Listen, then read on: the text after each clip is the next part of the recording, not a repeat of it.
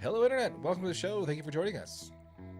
The Utah Jazz have won the last few games. Let's talk about it. In college football, another year is in the books. Let's go ahead and break it all down and what the Utes can expect going into the Big-12. And in the MLB, has Shohei Ohtani broke the state of California? Let's talk about it. All that and more. My name is Darren. That is AJ, and this is the DNA Sports Recap. Roll the intro.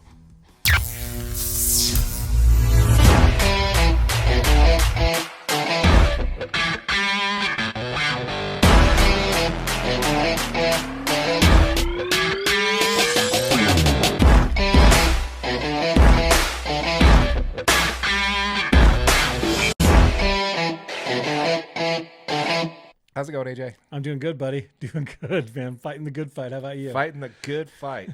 Absolutely. For those of you listening on the podcast and those of you watching on YouTube, this has been a grind. As you can see, we're not in our normal setup as we normally have the table out. We're trying something different, something a little bit more casual. So let us know, folks, what you think of the digs there. Let us know in the comments down below. And let us know what you think for sure. Absolutely. We just like these chairs. The chairs are so comfy, man. Yeah, we got chairs. It's better than bar stools. I love the chairs, but I don't. Let us know what you guys think. Yeah. If you prefer the other setup. For anybody that's watching, obviously, if you're just listening on the podcast, I don't think you give a shit about the chairs. I don't think you really care. No, definitely not. All right, well, let's go ahead and jump right into college football, shall we? Absolutely. All right, so another year's in the books of college football. Michigan is national champions. We both wanted Washington to win this one.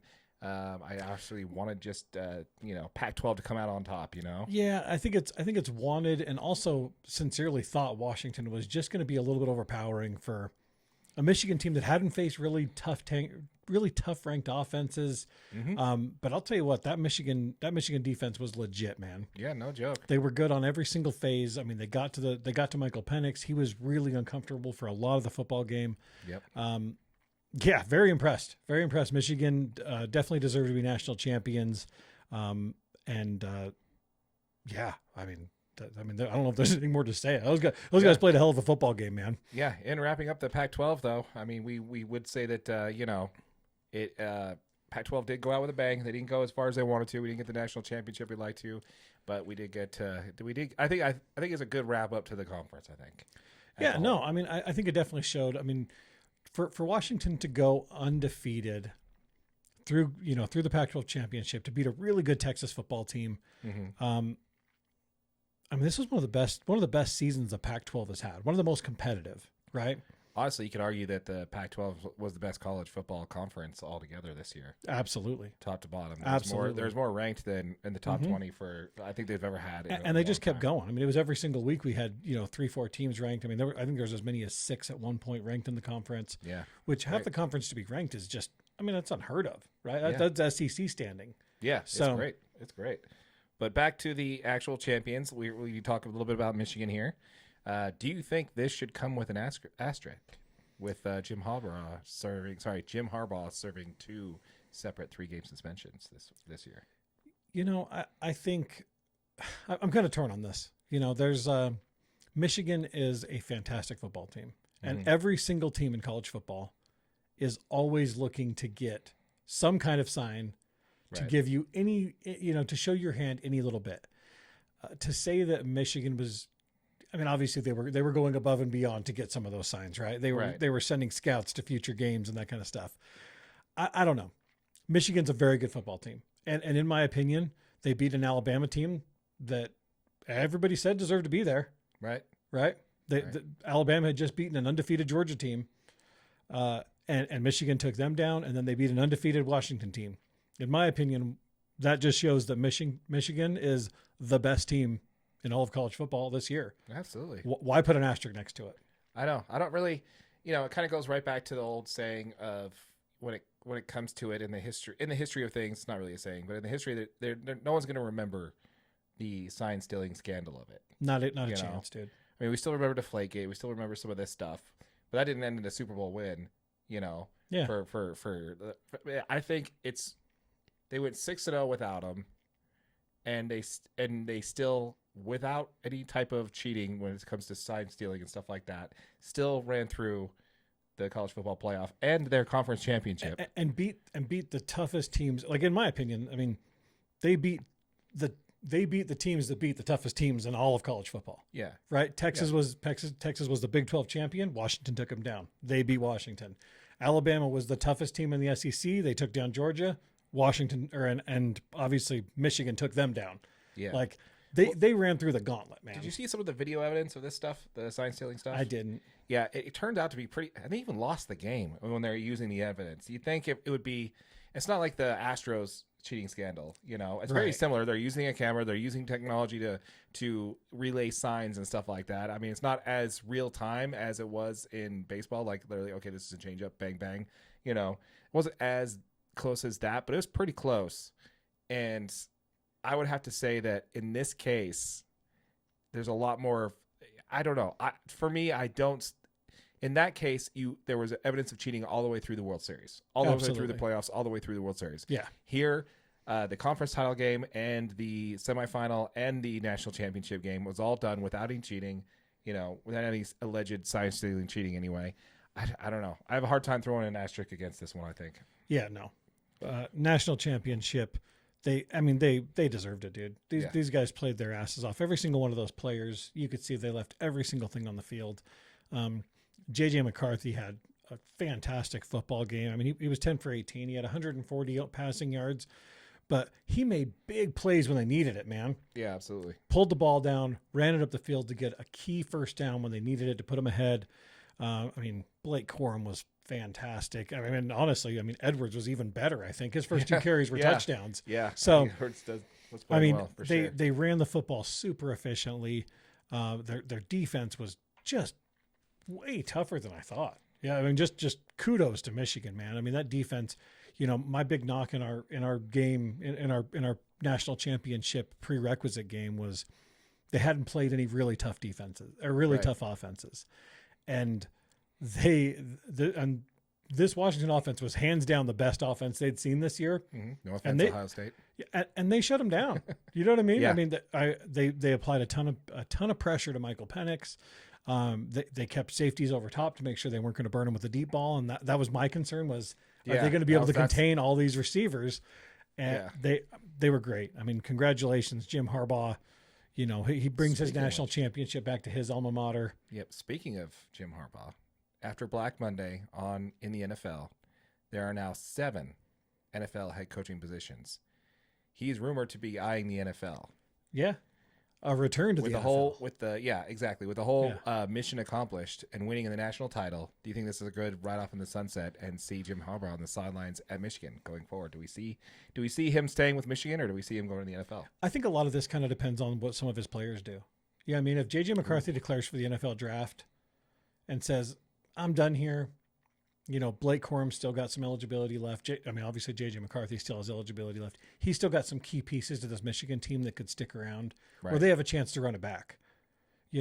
But I think if some of those players decide to move on and proceed other routes, I could see Jim Harbaugh saying, I don't know if I'm really interested in rebuilding a whole nother year.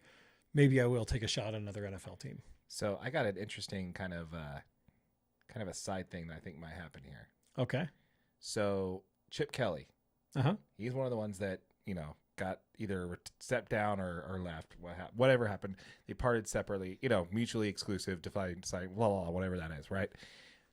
So this whole Jim Harbaugh thing reminds me a lot of another former college football player in Chip Kelly, who, again, coached at SEC. Sorry, not coached, Chip Kelly was the Oregon head coach for a long time. Not Chip. He played for. He was the head coach when he won the national title. Who's the NFL? Who coaches at Seattle? Oh, Pete Carroll. Pete Carroll. Thank you. Gosh, not Chip Kelly. Pete Carroll. Good grief, Darren. Yeah, coached USC to national championships. Yeah, USC to national championship. Also involving a little bit of a scandal when it came to how he did that. And then that was something that he moved on to Seattle and then let the college, and then, that team hasn't been the same ever since then. Yeah. So, USC struggled. Up until the Lincoln Riley era, really. Yeah, exactly. And even so, coming forward, but I don't know, I see something kind of similar there.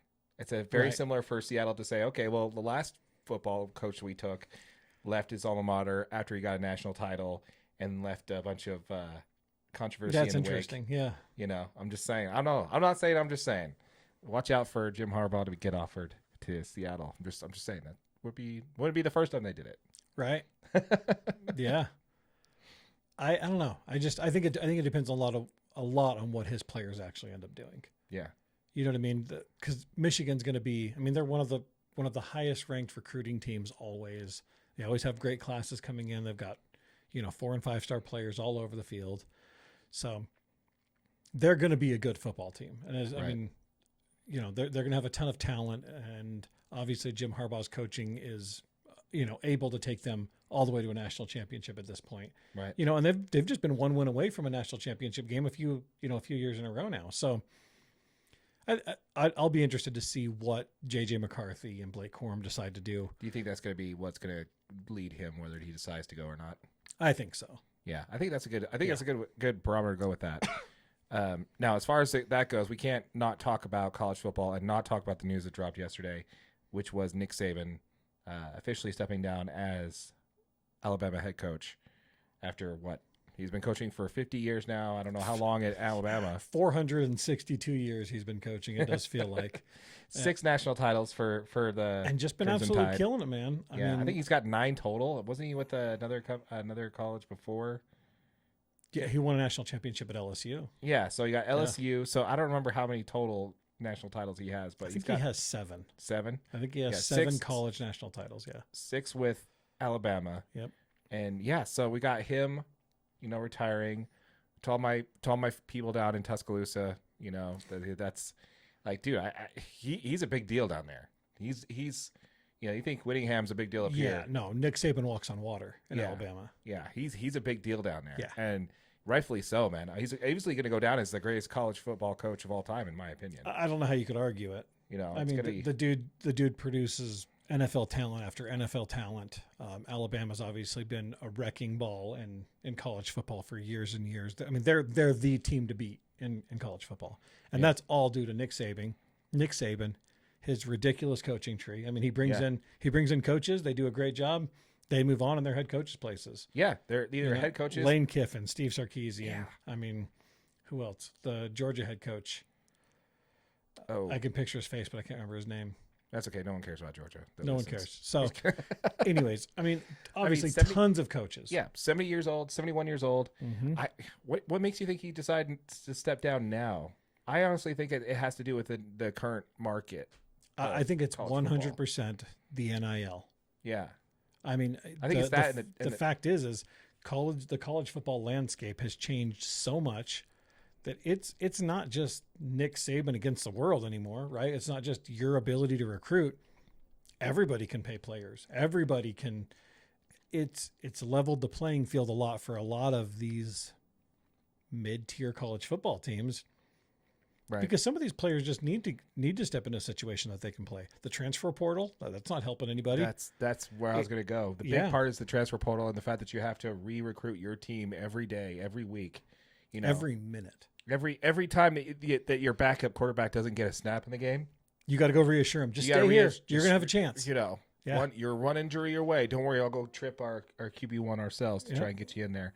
You have to re-recruit every single week to keep them out of the portal. I just think between that and the NIL, I just think that he sees the writing on the wall, and what made him unique and special is the ability to recruit. Yep. I think is what he saw the writing on the wall. He's just like, you know what, this is time. I think it's not going to get any better. I mean, it's going to get a lot worse before it gets better. And I think I could just see that being enough. Obviously, Nick Saban's not hurting for money. No. You know what I mean? He's been the highest. I mean, he's 71 years old. He's got he's millions and millions of dollars. Yeah. So I don't know. I think it's just time, man. Yeah. You know what I mean? Yeah. Let's tip our caps, man. Congratulations to Nick Saban and a glorious, probably the best head coaching career of all time. No doubt. For college football. No doubt. Congratulations. Yep. It's scary though, because I could see Kyle Whittingham taking the same route for the same reason. Yeah. You know what I mean? Like he's kind of said he's only got a few years left. And to see legends like Nick Saban moving in a direction because of the current market and because of the current just full-blown atmosphere in college football right now. Yeah. It's a scary thought, man. It is a scary thought. Yeah. I definitely see it coming, and everybody's kind of talking how many years he's got left. And I thought all that talk was a little premature, but now with the current state of football, I agree. Yep. 100%. But yeah, I mean, for those of you who are interested in on the NFL side, Black Monday, it's actually been a couple days after that, but since then we have openings for the Chargers, Raiders, Panthers, Falcons, Commanders, Titans, and now the Seahawks as well. So yeah, that is 7 NFL jobs. That's a lot of head coaching jobs, man. It's a lot of NFL head coaching jobs. I'd be surprised if not every single one of them is laying out the red carpet for some of these college coaches. Mm-hmm. Nick Saban did spend some time in the NFL too. He wasn't very good in the NFL. No, he wasn't very good. Coach college boys like a champ, though. Yes, exactly. But between the two, you might want to take a shot at it. But the funny thing about to go back to Jim Harbaugh is that he'd get paid probably $10-12 million a year to coach in Michigan, probably. Absolutely. Probably somewhere around there. Yeah. And you can't tell me right now, like, Nick Saban's not like the president of Alabama. Right. And then full blown. Jim Harbaugh's the president of that freaking university. Yep. The athletic director is not telling Nick Saban or Jim Harbaugh what to do. Yeah. They run that show. Yeah. And you're going to be getting paid NFL money to coach. Full reins to just do whatever you need to do. We need to win a national championship. Yeah, so I would not be surprised if he goes back, simply because of that reason. He's got full control. He's not reporting to an ownership group. He's not reporting to a general manager. I think he's got... And not to mention college players, even with NIL, even with the transfer portal, you still have something to prove every single week. Mm-hmm. Right. In the NFL, that's really not the case. Oh, in the NFL, we also mentioned another team. The New England Patriots? The New England Patriots. I was wondering. We did that. I was wondering if it was coming because Mr. Bill Belichick has officially been released from his duties. Yes, Bill Belichick. Also, now on that, a lot of people are saying he's retiring. I don't think he is. I don't think so. I think he's gonna go. I think he is an ultra. He's probably the most competitive NFL head coach we've seen in a long time.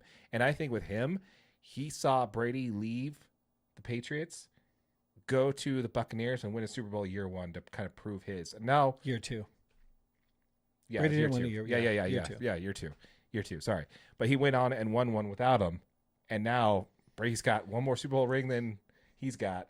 I think the big thing with Belichick, and I was just talking to my buddies about this today, is Belichick is an excellent defensive mind. And when you have Tom Brady, you have an offensive coordinator that's going to give you pretty much an option to run, right? But when you have Tom Brady, it doesn't matter. Right. Right. You go out there and say, hey, this is what play we'd like to run. But you go out there, make a read, make an audible, and Tom, run the offense. Right. I mean, and obviously since Brady's left, you see the demise of the Patriots because Tom Brady is, in my opinion, the greatest quarterback of all time. Yeah, it's hard to argue that. Some people would say that there are a few San Francisco quarterbacks that may have access to that, but I don't know. I'd agree with you. That. Yeah. I agree with you, though. Yeah, and I get that, and it's a conversation that could be had because Tom Brady is the most prominent quarterback that I've seen. You know what I mean? That I've actually watched, that I've put eyes on and seen him play and seen him win games all the way down to the last minute. Like, this guy's unreal. You know what I mean? Tom Brady was just absolutely crazy. So that's why it's easy for me to say that. But, when you lose a quarterback of that caliber, that's not easily replaceable. And you pick a first rounder from Alabama and Nick Saban that, Nick Saban's put a ton of great quarterbacks in the league as well. Yeah. And Mac Jones was supposed to be that guy. Mm-hmm. But I think Bill Belichick had more work for him than he really thought. He didn't actually have an offensive coordinator that was going to make every single play call correctly. Right. That was really going to put together a ridiculous scheme that you could be super efficient with. Yeah. And I think he's seeing that pain. But no, I look forward. I think Bill Belichick will end up back somewhere in the NFL. I sincerely do. Do you think if he does take a job somewhere else, it ruins his legacy at all? Not at all. I don't think so either. Not even a little. I don't think it tainted Brady's legacy, and I don't think it's going to take his either. Nope. But yeah, one more thing on the college football side of things. Mm-hmm. I got a sneaky pick for who's going to get the Alabama job. Okay. You ready for this? I'm ready. Primetime. You really think so? I think Primetime's going to go after it. I think that they're going to offer him the job, and I think Deion Sanders is going to get the offer. I'd say he at least looks into it. I don't know if Deion's proved anything yet. No, he hasn't, but he doesn't have to. Just all of the media and all of the hoopla around him. Think about what's gone wrong for Alabama over the last couple of years. Not saying anything wrong with Nick Saban. You know, he did a great job. Made it to the college football playoff this year. Did a great job in his last season. But really, the hurt for him is going to be in the recruiting side and the ability to. You got Deion Sanders as your head coach. That's going to be more NIL. I mean, you've already got 8,000. But I think the only reason that I don't think that'll happen is because there's no way that he's not going to continue coaching his sons until they're out of the league. Oh yeah, and they're both already signed with. I mean, they're both already with, and the transfer portal's closed. Right. They can't jump and join Alabama at this point. Yeah, one more year. I agree, but I do think that Deion Sanders could potentially be the head coach. I think they'll do an interim. I like it, but I can see him being there. Yeah. Because what's the one problem they have right now? It's going to be the ability to compete on the NIL level. Stay flashy. Yeah. Yeah. And if you have Alabama's, proven pedigree as a blue chip school, then you have the winning history, and then you also add the fact that you've got one of the flashiest, most clickable. I think the problem is you start losing football games for 1 year, regardless of how talented you are, and players aren't going to Alabama anymore. They go to Alabama right now because Nick Saban's there, and you have a chance to compete for a national championship every single year. You got a chance to go to the NFL every single year. Absolutely, but that's not the case anymore. 65 first-round draft picks. Oh, in dude, Nick Saban's time it's frame. insane. Yeah, I mean, you watch Monday Night Football, and it's like, of the 11 players they introduce on every team, it's like 4 of them are from Alabama. Yeah, it's like, what is going on? Yeah, it's just crazy. Yeah, I don't know. I thought it was an interesting take on that. Good point. I could see it. I could see Deion, but I don't know. Like I said, I think for right now, I think he's going to stay with his kids. He wants to stay with his boys. Yeah, he wants to coach Shador. He wants to coach Shiloh. He wants to make sure they get to the NFL. Mark my words, though, if they don't get somebody in there that's going to win right away, they're going to realize that it's going to be NIL money, and they're going to go after the flashiest coach they can find. I totally agree. Yeah. I mean, the initial reports once they announced that that Saban was retiring, the initial reports were Dan Lanning. Yeah, Dan. I was going to say, Dan. I can see that, but I don't. He posted a video specifically right after on Twitter that says, "I'm staying in Oregon." Yeah, I'm sure he said that. I'm sure. How many times did we say, "No, I'm here. I'm here. I love what we got going on here," and then immediately they're gone. I think that's Dan Lanning, dude. Yeah. I think he's committed to the players he's recruited. And why wouldn't you stay with Oregon? He's got a ridiculously talented program. They've got all that Nike money just coming in hand over fist. And going into the Big Ten, one of the favorites. Absolutely. So you go into the Big Ten as one of the favorite schools to win it all between them and Washington. Them and Washington are projected to be one of the top 3 schools. 2 out of the top 3 schools in that conference next year. I could see Alabama going after Caleb DeBoer, though. See, that's a good one. I like that one because Caleb DeBoer is ridiculous. The dude is successful every single where he goes. Now load the roster up with 4 and 5 star players that he can get motivated every single day. I like it.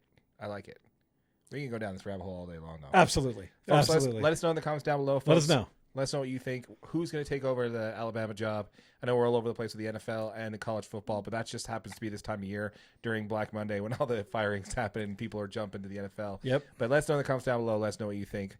Also, folks, we are on the grind to 1,000 subscribers. If you haven't clicked that button yet and clicked the subscribe button, please consider doing so if you like this content.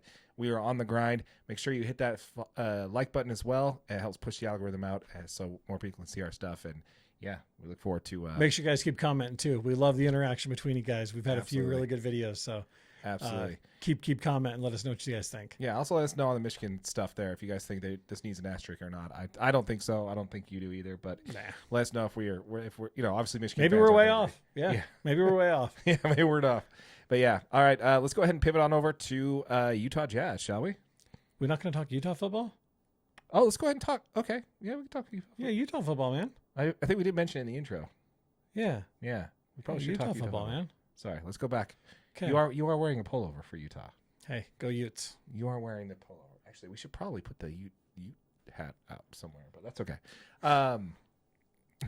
Let's go ahead and talk a little bit about Utah football. Actually, I was really disappointed to see. I don't know if we covered this last week, but he definitely went into the portal then. We didn't talk about Quentin Jackson going into the portal. We did not, and that hurts. I love this for Jaquinton Jackson. That I know, but I love this for Utah too, because really? As much as I love Jaquinton Jackson, I think he is a fantastic player. I love that he's been the the Forever 22 scholarship recipient. He's really the last string connected to those That two team. players. You know what I mean? Right. And that real essence of 22 and what that means. Jaquin and Jackson will forever be one of my favorite Utes. Right. Nice. But he's going to Arkansas. He's going to get a chance to start as running back there. I sincerely hope that he can stay healthy enough to play in the SEC and be competitive, because that's what he battled all year, dude. I mean, that's the only reason he didn't get touches, is because he was hurt. The dude just couldn't stay healthy. Do you want to? I mean, I like that he landed somewhere that he had but he was the starting running back for us, right? Absolutely. So, and we're going into the Big 10. We're going Big 12. Big 12. We're going Big 12. Sorry. They're going to have to figure that out, because that's too close together. Big Those 12, words Big are too 10, close. Yeah. when they all have 16 teams in them, or how many 35 teams they're going to have. But with that said, SEC and Arkansas, is that a better path to the NFL than University of Utah and in the Big 12? My opinion is no. There's got to be some NIL money that's probably involved. I don't know. I mean, I don't know how they break down. I'm guessing Arkansas is way closer to home for him. He's a Dallas, Texas native. Okay, that makes sense. So he's a little closer to home that way. I think he probably has, and I don't even know what he transferred as. Maybe he transferred as a quarterback. Ooh, that's a good point. I mean, Arkansas just lost KJ Jefferson. Nope. Not Jefferson. Is it Jefferson? It might be. No. I can't remember the quarterback for Arkansas. Maybe they have, but maybe he did transfer as a quarterback. That's a good point. Maybe he's. I didn't actually see and higher what the NIL position money is. and potentially a chance to a spot to chance to be a QB. I don't know. That's a possibility. Yeah. So I mean, I like I said, I'll always like Jaquin and Jackson. He's a stud. You know, he was part of 2 Utah Pac-12 championship teams, and played a part in the second one, a big one. You know what I mean? He was there, and he helped bring the team to victory. So, yeah, I don't know, but the Utes are moving on to greener pastures, right? We're moving into the Big 12. We've got a schedule already out for the Utes for next year. They play Baylor in a non-conference game, even though Baylor's part of the Big 12. That's kind of funny. Yeah. I was going to ask you about that. Actually, when I heard about that, do you think that's kind of unfair to have one of your unconference games be a conference game? I think it'll help the Utes next year, because it's going to show, because it's still at least a Big 5. You know, it's still at least a Power 5 game. Power 4. Power 4.5, whatever you want to call that. Yeah, Power 4. But you know, I mean, it's still a power conference game, right? So if you can run the schedule and you can continue to pile up wins, it shows you how to get a win against a good team in a good conference. Yeah. So yeah, not going to hurt the Utes. I think the game I'm probably most excited for is Saturday, September 14th, in Logan, Utah, at the Utah State Aggies. Oh, Aggies are back on the schedule. The Aggies are on the schedule, and guess who their starting quarterback could potentially be? No. Bryson Barnes transfers to the university, to Utah State University. Did I not call that? Oh my gosh, you did. Transferred. He transferred with an absolute chance to be the starting quarterback for the Aggies. Oh, you're right. That's true. I was just like, no. I called it, bro. That's awesome, man. That's awesome. Yeah, I called it. I told you he wanted to stay home. Yeah. And the Aggies just lost their quarterback. Bryson Barnes will be playing for Utah State. And, I mean, if he wins the starting quarterback position, which obviously he's got to. Right? I think that's the reason he transferred, is because he has an opportunity to start every game. And I think he could really strive in the Mountain West Pac-12 merger of conferences.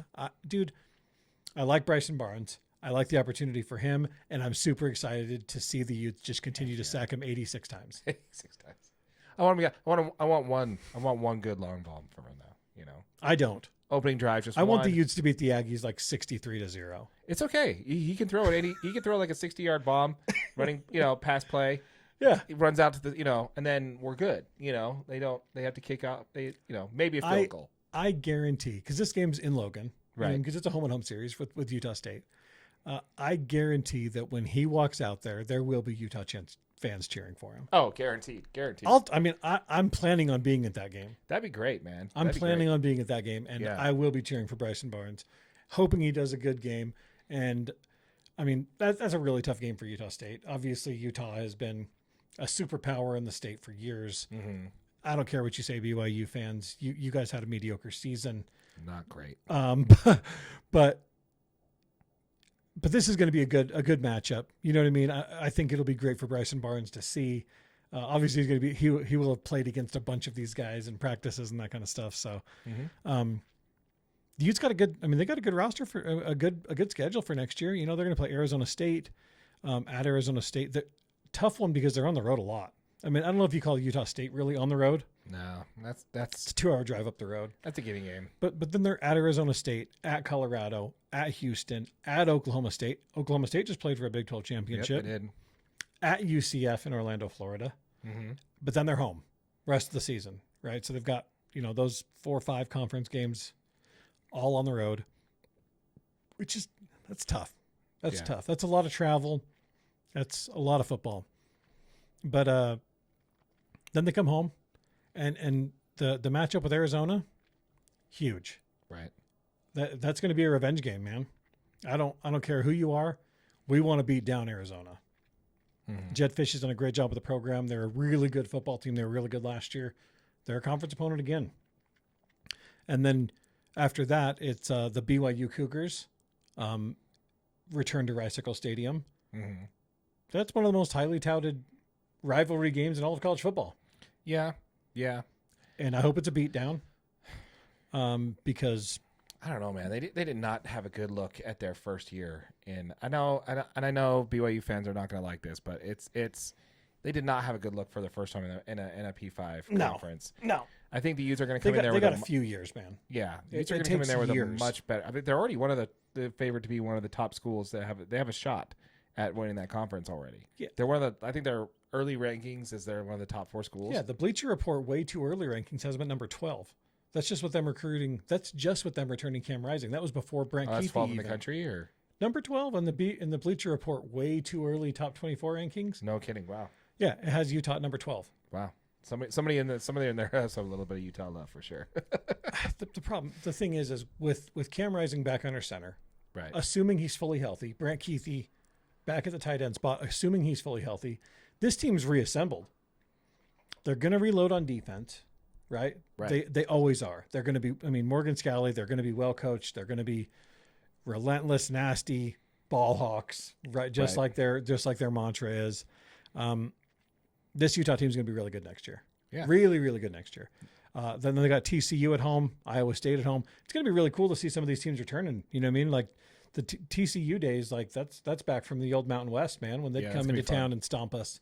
That was one of my first drives when Utah beat TCU for the first time. Yeah. I remember that being a big deal, and that's really kind of when I started following the Utes a little bit closer than I ever had. Because all of a sudden they were the real deal. Right? All of a sudden I'm like, okay, it's not a local. These guys got some punching weight out there. Let's take a closer look. Yep. And then Iowa State comes to town. They had an okay season last year. You know what I mean? And that's how they finish their season is versus Iowa State in the series at Rice-Eccles. So there's some good games on the roster for next year. It's going to be an exciting year to be a Utes fan. And I'll tell you what, if the Utes can pull it off and run the table, or even just take one loss, they got a chance, man. They could be competing for a national championship next year. I like your optimism there. Absolutely, I think the Utes can win the national championship every year. To be honest with you, yeah, I'm hoping that I'm hoping they're just in the running Big 12 championship game. I mean, that would be even great, right? That's kind of what I'm hoping for. Yeah. I'm actually, because, honestly, the Utes have been in a Power 5 conference for, 5-6 years now? Yep. So I think they're going to have a lot better leg up than what BYU went through when they first year in the Big 10. Big 12. Oh, yeah. And then I think the Utes are going to come in here with a better, they ran through the Pac-12 and they got some good wins, but they got some bad beats. And, with enough of the team returning from this year to next year, they're only going to be in a better position to handle those types of. The Utes need to add some receivers. I mean, we lost Mikey Matthews. He's going to go play for Cal. Yeah, that hurt. That did, man. I thought he'd stick around. Yeah, Quentin Jackson and but he's from California. Yeah, he wants to be closer to his family. This is California light, dude. This is just California with the mice in the cup. That's all this is. I agree. I don't. Half of the California lives here anyway. So I don't know. To this day. I'm not a big fan of that. He should have stayed. But yeah, I'm looking forward to it, man. It should be fun. The spring practice, spring camp. What's it called? Spring camp. Yeah. Spring training. Not spring training. That's baseball. It's what is it called? It's Spring camp? I don't know. is it spring camp? Fall camp. Yeah. I guess spring camp. Spring I guess camp it I is. don't know. We'll go with spring camp. We're quoting it now, guys. DNA Sports Recap. We're calling it spring camp. Spring camp. That's 90 days away. That's it, man. 90 days. So, not too far. Yeah. Forever 22. We got to go do it again this time. Oh, we're going for sure. This time we actually need to actually bring some cameras. And Let's actually not take it record. too far. Let's not take it too far. It depends on how many kids we got to bring to it, because last time we had a ton. Yeah, that's true. That's true. I think my kids looked up for their phone like once, so that was great. Yeah. I think mine were the same way. It was great. All good. It was great. All good. All right. You got anything else on Utah? No. Right. I mean, I'm excited, man. I'm Let us excited. know in the comments down below, folks. Let us know if you're excited as we are for the Utes going into the Big 12 conference. Do you think that they're going to be contenders right out the gate like we hope they are? Let us know in the comments down below what you think. What's your favorite matchup going into this conference, starting with the schedule for next year? Let us know in the comments down below. Absolutely. Go Utes. Absolutely. All right, let's go ahead and pivot over to the Utah Jazz, shall we? Let's do it. Okay, so first let's go ahead and talk a little bit about. Now I want to get you on Cleaning the Glass there, your little website that you like to use there for some of the advanced statistics, because I didn't like what I saw on when I pulled up on ESPN and Basketball Reference, but there's a couple players that I want to talk about on that. Okay. The Jazz, man, they are 16-22. They're what? They're 16-22. I'm pretty sure that is 16 not out of 22. 16 out of 22 for Sorry, their it's not 16-22. 16, I was like, that is not their record. they have won 16 out of their last 22 games. Yes. That is very, very impressive. Very impressive. And they look good. And the reason why I specifically picked the last 22 games is because of before their win over Denver, by the way, which we got to talk about, which is easily the best win of the season so far. No doubt. Is over that stretch, over the last 22 games, the Utah Jazz are a top 10 offense and a top 10 defensive team in the league over that stretch of 22 games. Where did this team come from, man? I think it was the lineup changes. Yeah. I think it was getting Jordan Clarkson back off the bench. Simone Fontecchio has been absolutely insane. Yeah. Just shooting the lights out from three. Kelly Olynyk's kind of settled into his role as when he's on the floor, he's kind of a playmaker, spot up 3-point shooter. And I mean, Lauri Markkanen's been great the whole time he's out there. This team they look like they finally found a little bit of juice, like a little bit of desire to win. Because some of those tagline there, juice. Some of those minutes, man, before were tough to watch because it seemed like nobody wanted to be on the damn floor. Yeah, no, it definitely is. The big part about that was this change in the lineup there. Yeah. I think a big piece is they no longer had Chris Dunn and Kelly Olynyk on the floor at the same time. If you ever they had to split them because those two guys are primary ball handlers. Both of them primary know how to distributors. Absolutely. Yeah. Did you see that Chris Dunn became the first point guard in Utah Jazz history since John Stockton to shoot 100% from the floor and have 11 assists in a game? I didn't. Yeah, that's time. insane. Yeah, granted he only took 2 shots, but he made them both, so that counts. He took 2 shots. Took 2 shots, made them both, and that counts. I don't care, man. The guy had over 11 assists a game. You're killing me with that stat. That's a great stat, and that's not mine. That's a David Locke stat right there. Thanks, David Locke. We appreciate everything you do. By the way, I was listening to the game at the gym when they were playing against Milwaukee, and I swear, if they said it one more time on the broadcast that the Utah Jazz led by 30 at the half, and if they lost that game, that would be one of the biggest blown leads in NBA history. It's only happened 3 times. One time the Jazz won the game. I'm like, dude, if you say that one more time, you guys are cursing them. I am flying out to Milwaukee tonight. I'm going to smack you in the face myself, Locke. Straight in the face, David Locke. Stop saying it.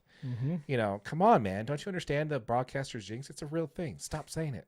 But anyway, so they come away with a great win there. They come away with an even better win against Denver last night. Yep, which was fantastic. There are a few key things that I think really kind of drove what they did home a little differently over this last couple on this road trip that they didn't do before on that softer schedule that I'd say they had. One of them is just simply being the fact that they have come out the gates just on fire. They're shooting ridiculous from 3. Like they're setting 71 points in the first half against Denver last night and 77 in the first half against Milwaukee, which both are just insane. Yeah. Really insane. Yep. And I can't help but notice the one big thing that jumps out to me for why the Jazz have been winning like this over the last 22 games. And What's your thing? The fact that THT has practically been pulled out of the lineup. Boom. Boom. Yeah. Pretty much non-existent. Yeah. How many DMPs did he coach decisions did he It's like get? 4 or 5 in a row now for sure. I think he got it a little bit in a few games ago. He got in the last minutes. But Wasn't in the Denver game. I'll tell you that right now. Never took that warm up off. Nope. And when we cleared the bench and we got Bryce Sensabaugh in there. Yep. You know, we called it Bryce Sensabaugh because we want him on the floor instead of THT. Hands down, dude. Wow. I'd rather see him develop. Yeah, absolutely. Play a few, not meaningful minutes, but NBA minutes. Yeah, which is really funny because I actually want to talk to you about Taylor Hendricks on that. Okay. Like, this guy needs to have rotation minutes. He's too good to be in the G League, I think. I think he needs rotation minutes. The Jazz need to decide, are they going to compete for that playoff spot or not? I think the Jazz have decided. I think you're seeing it. You think they're 40 games in now. We're halfway through the season, and I think the Jazz have decided if they were going to dump this season on its head, they would have traded Lowry by now. Yeah. Well, they would have traded anybody. Knowing how desperate the rest of the league will get, I think we're we may see Markkanen and THT go closer to the deadline. I don't think that my prediction. I don't think they move Lowry. If they did, like I'm saying, if they're going to move him, it's going to be closer to the deadline, I think, than it is early. I could see THT moving, for sure. What value is he going to bring now? Like, seriously, I'm just like, what good is he? The best run you've had is without him on the floor. Yeah, that's not going to go well for trade packages, which we'll get into when we talk a little bit baseball. But I think there's an argument to be made that THT could provide some value in a different scheme, right? Maybe. If you have a few more really good shooters on the floor, where THT can slash. Obviously, he's not a great shooter himself, but he's good at getting to the basket. He's good at finishing around the basket. Statistically, he's not a terrible 3-point shooter, right? So, but we've seen him. We've had eyes on him. We've actually seen him. He's not an accurate. He's not a consistent enough 3-point shooter for the Jazz to utilize him. He's not a great decision maker, but the dude's still young. He's like 22 years old. Yeah, and and in his defense, we did the same thing. And by the way, speaking of which, I hate to pivot off of THT, but I actually do really want to because, the team did, so we might as well too. Yeah, pivot off. Chris Dunn had the THT treatment early in the season. Yeah, absolutely. And he did not waver. He did not slack. Interviews with Coach Hardy said things like, this guy came to work. He didn't give any BS excuses. He didn't whine. He didn't complain. He was waiting to work. And he's in the starting lineup, and the Jazz are all better for it. Like, holy cow. Chris Dunn brings a calming presence to the floor every single time he's there. Right. He comes and he just brings that woo-saw. Yeah, the woo-saw. You know what I mean? Nice. Like he can tell people where to be on the floor. Yeah. He's a true floor general. He's shooting the ball better than he was in the beginning of the season, but he's making great decisions. He's finding guys that are open.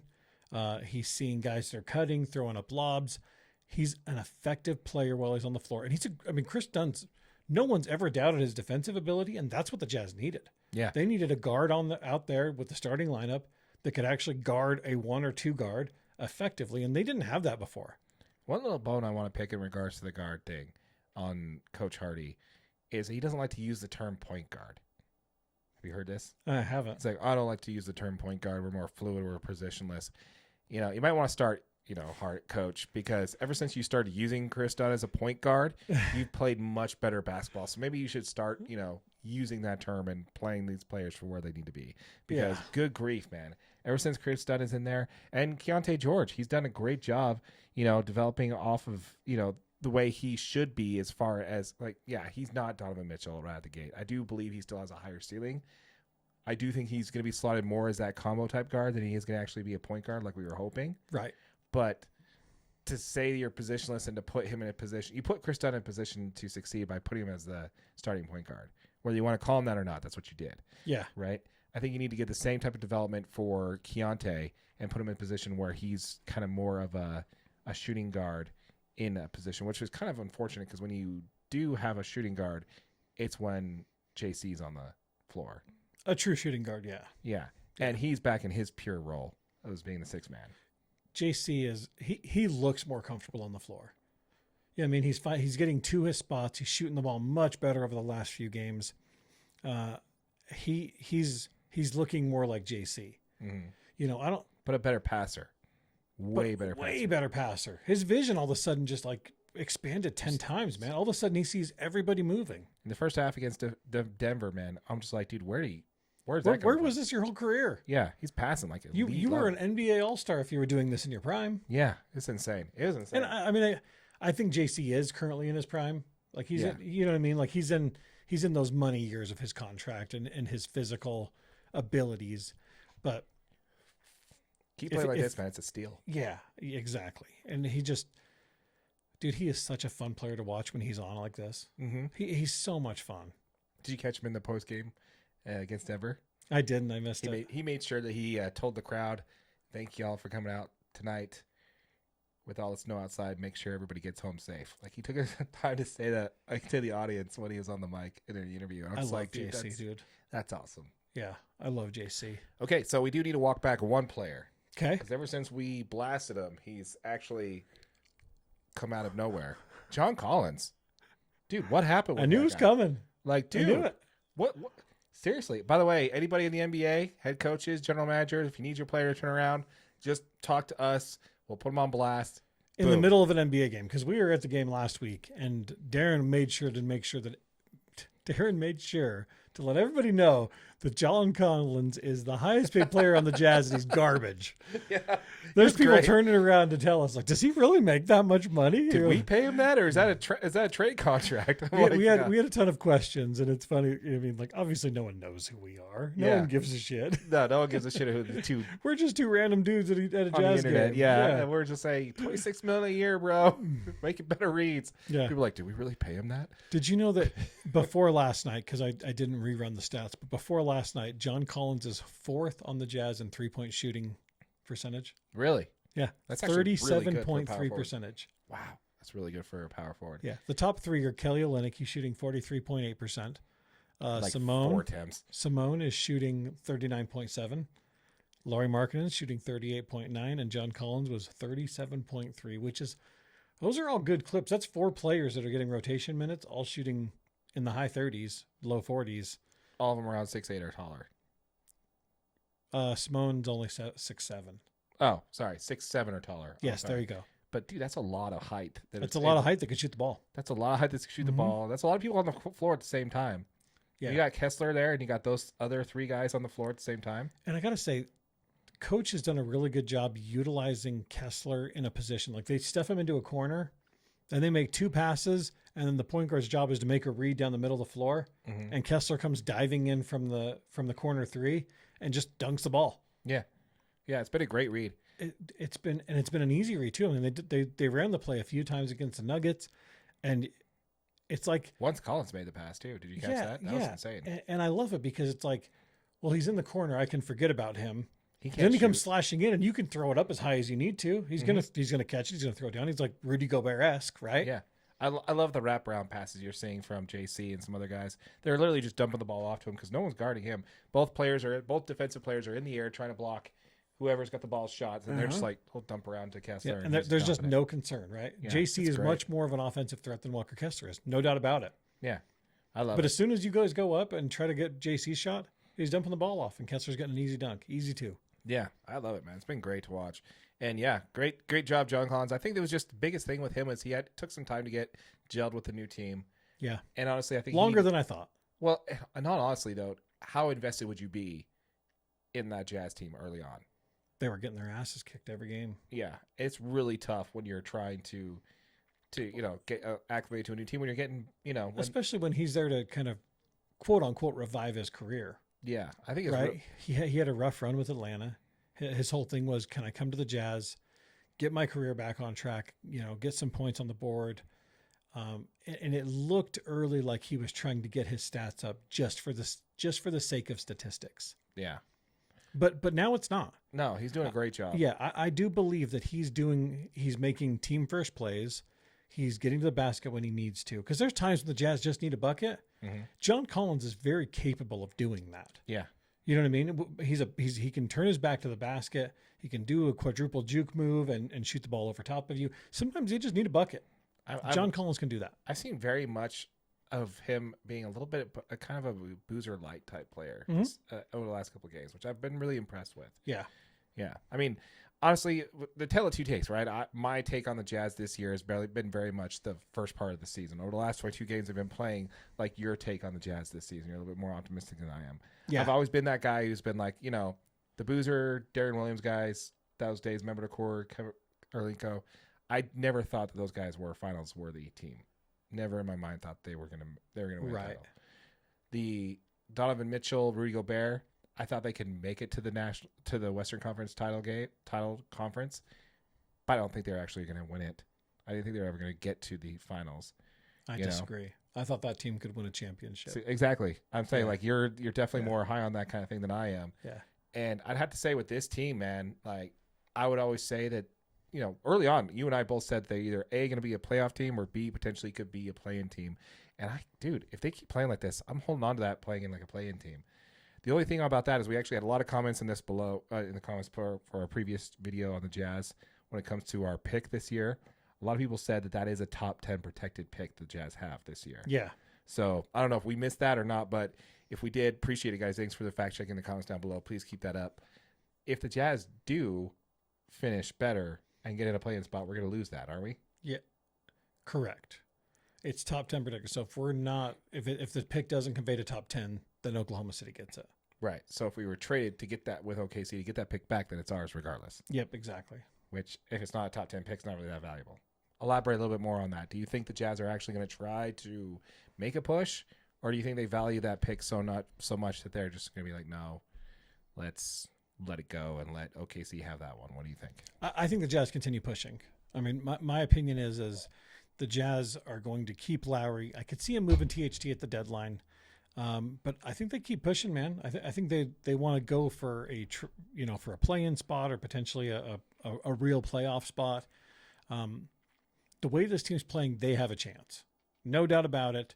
The Grizzlies were surging with John Morant. He just took a season-ending shoulder surgery, so this team's got a chance. They've beaten some good teams. Obviously, Denver was one of the top teams in the conference. I mean, besides the Timberwolves. This team's real. So I think they can keep going. They're going to keep gelling. The cohesion on this team is only going to get better as we keep moving through the season. Nice. I think they push. I think they keep going. I think they want to win a playoff game. Absolutely. I mean, getting this team playoff experience at this point and all these guys' young careers is huge. Yeah, I think they make a push for it. I think they go for. I think they really do go for for a playing spot. I don't care if it's like a couple of games, 1 or 2 games and you're out, whatever it is, for the play-in tournament. But I really do think that they do need to make an effort for it. Once again, folks, let us know in the comments down below, Jazz fans. Let us know what you think. What do you think if we missed it? What's been the recent surge for the Utah Jazz over the last 20-something games? Yep. Let us know what you think. Also, let us know, do the Jazz make a push for it? Do you think they make a big trade at the deadline and dump a lot of talent to try and get better draft picks? Or do you think they go, you think they keep it the way it is to try and make the playoffs? Yeah. Leave us a comment down below. Let us know what you think. Absolutely. Keep in mind, folks, also let's try and, what's the word I'm looking for here? Also, folks, remember we are on the grind to 1,000 subscribers. If you haven't hit that subscribe button yet, please consider doing so. If you have, we really appreciate it. Thanks for joining us. We are giving away our first $500 in AdSense revenues to our subscribers. So make sure you're subscribed. Hit that notification bell so you don't miss out on that giveaway, because we will be doing that once we get there. So be sure to be on the lookout for that. Absolutely. You got anything else on the Utah Jazz? That's it, man. Right. I'm excited. Okay, I got to say that before we close it out. Oh, yeah. Go Jazz. Absolutely. Go Jazz, man. Go Jazz. I got to say, I'm starting to turn on the white uniforms, by the way. Told you. Because the record's getting good with those. And they look good. Yeah. I love the highlighter yellow. It looks like. Let us know what you guys think in the comments. I want to hear it. Kind of looks like you pissed on your wife beater, but whatever. That's right. Hey, it happens. That's the reason you have one. It happens. I like it. All right, let's go ahead and pivot into the Major League Baseball, shall we? My favorite. Absolutely. Every single week, Major League Baseball. Let's do it. Okay, I got a question. Okay, start there. Why are Cody Bellinger, Marcus Stroman, and Jordan Montgomery still available? Why? Yeah, you forgot to add in Blake Snell. Miss Blake Snell, but you got my point. Yeah. Why are these huge players still available, Darren? I actually do have an answer for you. Okay. Believe it or not. And there is something that connects all 4 of those players. Okay. And that is they all have the same agent. No way. They're all Scott Boras clients. Tell me more about him. So Scott Boras is going to be one of those elite, like, known agents, right, for players. He's known for free agency. Is this like Rich Paul and basketball style thing? Oh, dude, if Rich Paul wanted to be Scott Boras, he dreams about it. He jerks off to Scott Boras at night. Every night. I kid you not. The biggest deals in professional sports history in North America have come from Scott Boras. Every time it's Is Shohei Ohtani signed to him? no, Not the biggest then. not the biggest, not right now, no. But I guarantee you, if Shohei Ohtani came up in the U.S., he definitely would be a Scott Boras client for sure. But yeah, so he is. I mean, he's the one who got Mad Max, a guy who's practically 5 years older than me. Not really, he's like 2 years younger. But a guy whose arm's falling off, the richest contract in baseball history for a pitcher on the AAV. He's making like $40 million a year. Right. You know, for the Mets. He got him that deal. This guy is ruthless. He always gets his players the max amount of money they possibly can. Never extends players. He always pushes into free agency and always pushes their value to as much as he possibly can. But all four of these. So you mentioned them: Marcus Stroman, Matt Chapman, Jordan Montgomery, Blake Snell, Cody Bellinger. These guys are all Scott Boras clients, and they all are trying to. Yeah, we both kind of agreed that maybe after Shohei signed and Yamamoto signed, maybe some of the market would kind of the top be bat, the settled. top pitcher. Yeah. Once those set the market, we'd start to see some things happening. But no, I think we talked about it earlier. Out. Yeah, and this is the problem with Major League Baseball is that he knows that the longer he waits, the more people are being willing to up the value, and I think it's a problem. I don't think it really is that way. Now, Marcus Stroman I think he's going to end up being a Yankee, if you ask me. He did talk a lot of crap on the Yankees, and I'll talk a lot of crap on what's his name. We all know these guys go where the paycheck goes. Oh, absolutely, he'll squash it 100%. Yeah, absolutely, 100%. But I do think now that actually, what was the? I actually got a note. The Yankees are considered the top candidate to sign Stroman. Okay, yeah, it was really funny because he goes on blast a lot against what's his name, the guy who just won the Cy Young for the Yankees. Jeez, Darren. I don't know. Gonna be honest with you. I have some other questions I need you to clarify for me. Okay. If it comes to me, I'll let you know. But yeah, he just won the Cy Young for the Yankees. He's yeah. Anyway, gosh, I can't believe I forgot his name. But anyway, what do you got for me? Okay. Are the Los Angeles Dodgers trying to buy a World Series championship? Yeah, they are. Yeah, they are. Yeah. We don't have the hat up right now, but in case you guys haven't missed or you're just tuning in, my friend Darren here is a very large LA Dodgers fan. Mm-hmm. Very large. Yeah. And so this is coming straight from the mouths of a Dodgers fan. Yeah. Let me ask you a question.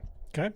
So when it comes to buying a World Series, first of all, just ask me how well that worked for the San Diego Padres and New York Mets last year. Hey, Darren, how'd that work for the Padres and the Mets last year? Neither one of them made it to the playoffs. That was terrible. Oh, and the other top three team in the baseball was the Yankees. Did they make it to the playoffs last year? No, sir, they did not. Okay, so the top three payrolls in baseball did not make it to the playoffs last year. That is correct. And I believe one of the top five was the Phillies. They were the only ones to make it. I believe the Dodgers were fifth, and they made it.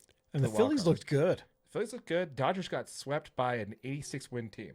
Yes. So tell me how buying a World Series ever works. When you buy a World Series, let me clarify that. When you buy a World Series, I love the passion. In the off season, yeah. How's it ever worked for you? And it hasn't worked since Steinbrenner's time. Because the Padres last year, they already had a stocked offense. They had Fernando Tatis Jr. They had Juan Soto. They had they just signed what's his name, Xander Bogaerts, right? And they still had, Manny Machado. They had four. That's a 1 I through can picture 4. Machado's face, but I couldn't think of his name. Yeah, so those four players, and then they also had on their top, they had the Cy Young winning Blake Snell. They had Yu Darvish. They had, what was his name? I want to say Grisham. But they had like 4 starter pitchers that any team would have as their ace. Right. And they did not make the playoffs. They struggled. They had such a high payroll that they had to borrow $50 million to make their payroll. Yeah. So tell me how in the offseason. Yeah. And the Mets, they had the biggest payroll in baseball. There literally is a rule called the Cohen tax because of Steve Cohen, Uncle Steve, the owner of the Mets, spent so much money, most of it on 2 pitchers that are going to be able to that don't even play for him anymore. No, they could probably qualify for AARP next year. Absolutely. they don't even play for him. But yeah, so tell me when that ever works. And let's talk about that. I know a team that spent over $750,000 on about 3 players to shore up their middle infield. And they also went out and got the best pitcher available at the time, gave him a butt ton of money too. And then at the trade deadline, they traded for the best pitcher available. They traded for a couple of awesome assets for that team. I don't know who you're talking about. They spent about $1 billion in the course of 2 years. Do you know which team this is? I don't. The Texas Rangers. They won it all. They won it all last year. Yeah. So, but hold on. We know the real reason. They had Will Smith. They had Will Smith, and they had Cody Bellinger, the Thank World you. Series MVP, absolutely. Thank you. They had Will Smith, absolutely. But no, that's my point, is no one's saying... Just for the record, though, make sure you guys check out our last video. Yes. On why. Yes, on why we're calling the Kansas City Royals to win it all. Just saying it. Will Smith's on the team now. Dude, I guarantee they at least win the division. I'm telling you. They got a shot. Check it out. Anyways. But yeah, so the Texas Rangers, they spent almost $1 billion on 3 players, and they won the World Series. They went and got Jordan Montgomery at the trade deadline. They had Jacob deGrom. They signed Corey Seager, Marcus Semien. They spent almost $1 billion. They won the World Series. Why isn't anybody complaining about them buying a World Series championship? Because they actually did. Oh, exactly. It doesn't matter. It doesn't matter because they did. Because they did. Because they actually won. Okay. So, in that vein, if the Dodgers don't win the World Series next year, is it a failure? Yep. Why? Because they didn't. I just laid off a bunch of evidence for how the top 5 payrolls in baseball never win the World Series. Right. So right. Why is it? Oh, because it's the Dodgers. Because it's the Dodgers, and everybody's Dodgers haters. You're either, if it was the Dodgers or the Yankees, those 2 teams, if any one of these 2 teams did this, yep, everybody would be throwing their hands up in the air and acting like it was a big deal. And it happened. The Dodgers spent a buttload of money to try to win a world championship, and it's a big deal now. Mm-hmm. Again, when the Rangers did it, it wasn't a huge deal. The Dodgers did also not get a top free agency. Right. The top left-handed pitcher that was available from Japan, Imanaga, left-handed pitcher. The Dodgers were rumored to have him, and he didn't sign with the Dodgers. Darren did post a sweet short on that on our Instagram page. Make sure you guys check it out. Yeah, it did. He did end up going to the Cubs, which I think is very, very important because I do believe that was the missing piece for the Cubs. They need to now re-up Bellinger and get him back at the team and have them win that NL Central. Because believe it or not, the fact that the Brewers won that division over the Cubs last year is just disgusting. Right. Yeah. Absolutely disgusting. But yeah. Okay, I got one more question. It's not as hard-hitting as the last 2. Okay. Rumors are the Orioles have the best chance to land Dylan Crease. You see it happening? Dylan Crease? Mm-hmm. I don't know Dylan Crease. Okay, even better then. I don't know who that is. I know a Dylan Cease. Maybe I mistyped it. Okay, let me reword. Let me go one more time to this. I clearly added. It was probably autocorrect in my notes. Oh, probably. Yeah, dude, that's probably. I probably typed. I'm sorry, man. I gave you a bunch of crap. Gave you a bunch of crap for that, but it's fine. It's fine. Okay. Yeah. Rumors have it the Baltimore Orioles have the best chance to land Dylan Cease. Can you see it happening? Who are they trading? Just sign him. I don't know. Well, they can't sign him. He's not. You'd have to trade for him. My notes are that the Orioles have the best chance. I don't see. Well, the Orioles do have a top 5 farm system. They did win 100 games last year, so they would be able to trade. And the Dodgers did something stupid. They traded away Michael Busch and Yancy Almonte, who would have made them a better option to trade. So between the teams that need Dylan Cease, I can see it. What about Dylan Crease? Dylan Crease, dude, that guy is a beast. That guy, not only does he pitch 3 digits. Yeah, he also plays left field. That guy plays left field. Shortstop. He could hit bombs, 450, dead center all day long. Dylan Crease is a baseball god. That's right. So thank you, autocorrect. Yeah. But speaking of which, obviously, as a Dodger fan, yes, it's been about an embarrassment of riches this year. Honestly, the Braves were still, a lot of teams still have them as going to be the front runners for the NL. And the trade, especially with Chris Sale, they just added a pitcher they didn't even need to add some depth, which is really impressive. They needed him. Go Braves. They did need him. I think that's pretty funny. But, yeah, I think Dylan Cease is a good fit for the Orioles because, like I said before, last year, dude, they missed the point. They won 100 games and they won the division. They could have easily gone in and got a player at the trade deadline, a decent pitcher, and really kind of shut it down. They got Dylan Cease last year. If he's on the team this year and they even come close to what they're playing last night, I like that move. Yeah. I really like that move. Awesome. Yeah. That's what I got for you, man. All right. I got one more thing for you. Great. When it comes to baseball, I know it's your favorite. Fantastic. I know it's your favorite, so you got this. So, Shohei Ohtani signs the richest contract in professional sports history. Mm-hmm. He defers $680 million of his $700 million contract. That is correct. And because of all the hoopla and everybody talking about this, now the state of California is now thinking of trying to change the laws to make it so they can come after that. They want their dimes on that dollar. They want that, absolutely. Which is really funny because they don't realize that the reason why people do that is simply because of the fact that California's state tax is so high that they're going to do everything they can to get out of it. I will tell you this, the state of California, they think they're going to be able to go after the Players Association and the MLB and win that case. I'm going to say that the Players Association and the MLB probably have a little bigger wallet than the state of California does. Yeah, even though the state of California is technically like the fourth largest economy in the world. Don't matter. It does not matter. Yeah, your public lawyers are not going to compete with. Yeah, your state, it's in their CBA. There's nothing you can do about it. Yeah. They could have deferred $100 million of that. Mm-hmm.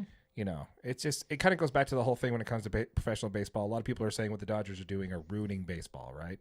And like, oh, doing all this and deferring all this money. They're not the Los Angeles Dodgers. They're the Los Angeles deferrals.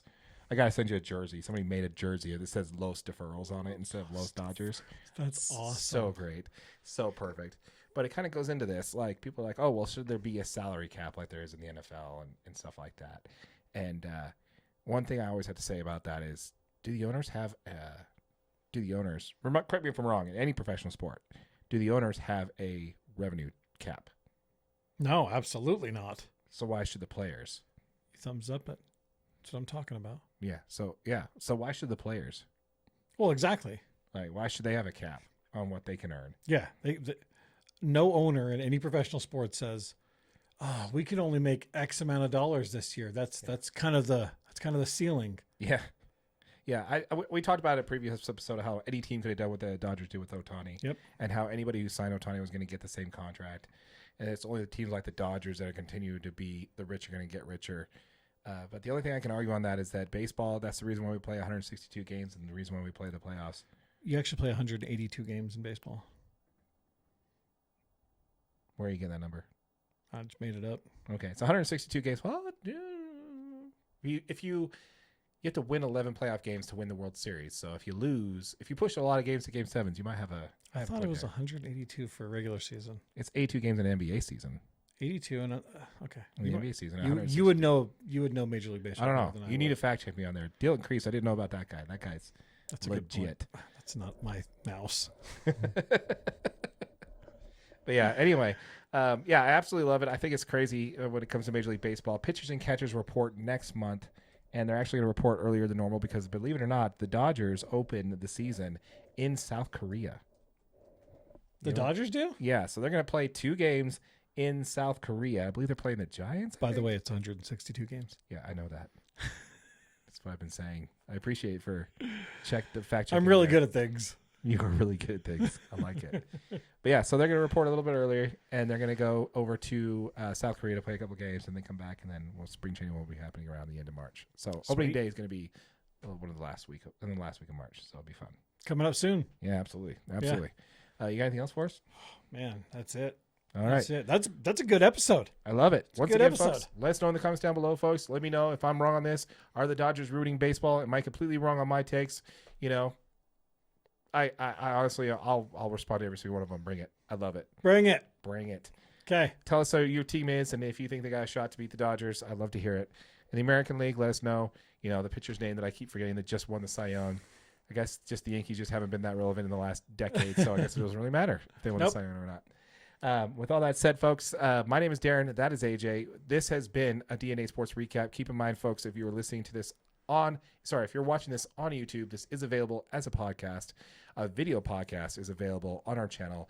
You'll underneath the playlist labeled podcast. And if you're listening to this as a podcast, we really appreciate a rate and review. Yep. And if you're watching on YouTube, make sure you like it. Make sure you share it. Make sure you subscribe. Keep commenting. We appreciate all your guys' engagement. It's been awesome. Really awesome. We appreciate everything.